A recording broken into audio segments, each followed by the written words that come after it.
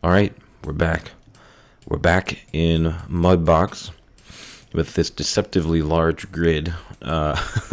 We will see why in a sec here, but really we're just gonna bring in our orange.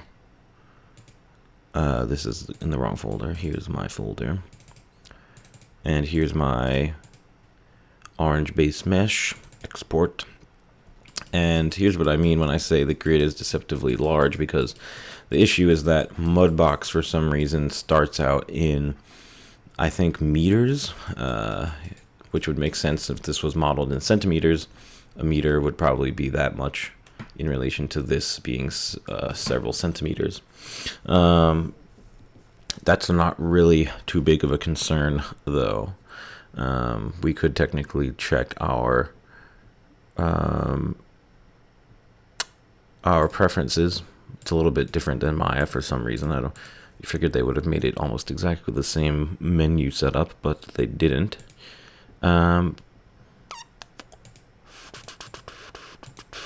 Yeah. It's not a big deal. I don't think I'm going to bother trying to figure out what's the deal with that grid, because it doesn't matter. So before we get started on this here doohickey, I want to talk about the stencils and the stamps. So I have a custom stencil already loaded in and a custom stamp already loaded in, but what I want to do first is actually look at under the hood of what the stencils they're using are. So if you hover over them, you can actually see where the file's coming from. And as it turns out, for some reason, yes, actually I do want to go. I want to go into my program files. I want to look for Autodesk, and I want to look for Mudbox. And in Mudbox, I have stamps, stencils, templates, etc. So under stamps, all of their files are TIFFs, and they're also only 512 by 512, so their stamps don't really need to be that big. So pretty small file. It is 32 bits though, so it's a 32-bit TIFF, so it's a bit it's a bit more hefty in terms of bit rate and data size than your average JPEG. Speaking of which, the Stencils tab is all of these are just black and white images that are JPEGs. Some of them are just PNGs even. So I'd have to do a little bit more research to figure out exactly what the reasoning behind TIFF versus PNG specifically for stencils versus stamps, but it's a good thing to keep in mind. So on the topic of creating stamps and stencils, as I mentioned in class, all these presets are not necessarily going to get you everything you need, especially for the orange. You know, if you're trying to paint metal, or you're trying to paint wood, or you're trying to paint something else that's a little, or rock rather, probably, you could probably use a lot of these. But with an orange in particular, the only one that's really that orangey is kind of, maybe not that one. You might be able to use this for part of it. You might be able to use a few of the other ones in here, but all in all, we don't really have that many good orange, skin, or lemon, or anything like that stencils. So we may have to make our own. And I'm going to jump into Photoshop, and I'm going to open up one of my, or a few of my orange images. And we're just going to take a look at how we could possibly convert parts of these photos into actual textures that we can use in Mudbox. And we know already that we can pretty much load any image in, but we don't really want to just use a picture. We want to have it be some sort of repeatable, basically just isolate certain parts of this that we'd want to repeat over and over again. Now, I will confess that these images are not necessarily ideal for this, just because the lighting is very extreme. So we have bright highlights up here, shadows down here, and we don't really have much of a middle ground. But that doesn't mean we still can't take some part of this and use it for our own purposes. So one of the things that we're going to want to do also in these pictures is, while we're in here up close, or of course if you have your orange in front of you, this one is long gone, just the photo, but we can kind of look at what's going on here. So there's a few different kinds of bumps. There's kind of this general bumpiness that we can kind of see from this specular stuff that's going on here, just kind of almost like a hill or wavy texture. And the second part of it is these pores, or these giant little craters here that are big compared to some of the other holes in it.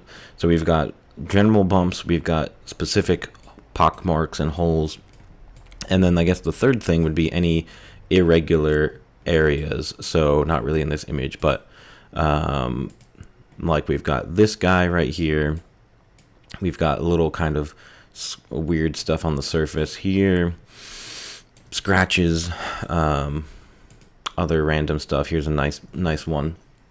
And so that is stuff we also want to include in our texture map. So to start making my own stamp and or stencil, I'm gonna make a duplicate of my layer, just so I'm not on the master layer. And what I'm gonna do is I'm gonna do a nice circle marquee here, and I'm gonna make that a mask. So that's a pretty easy way of making something a mask if you are not familiar with that. We probably don't want to leave it this hard edge though, so I'm going to double click on this and add some feathering to my mask, so that way my stencil or my stamp won't be so specific. I can kind of mesh it in with other stuff.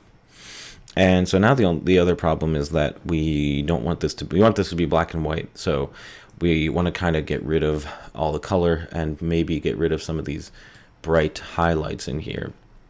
So this is where our effects or our adjustment layers are going to come in. So I'm going to put a drop of black and white on top of that, instantly make it black and white. I'm going to try levels or curves. We can play around with either one. So curves is probably going to give us a little bit more control in terms of getting rid of some of those indentations. And in fact, this is actually more what we want. So we're almost inverting this, because obviously down is going to be in pushing something in, or obviously black is going to be pushing something in, and white is going to be lifting it up, just like a bump map, just like a specular map, all of those things. That's just how they've always been programmed ever since this stuff first started. So I can try something like this.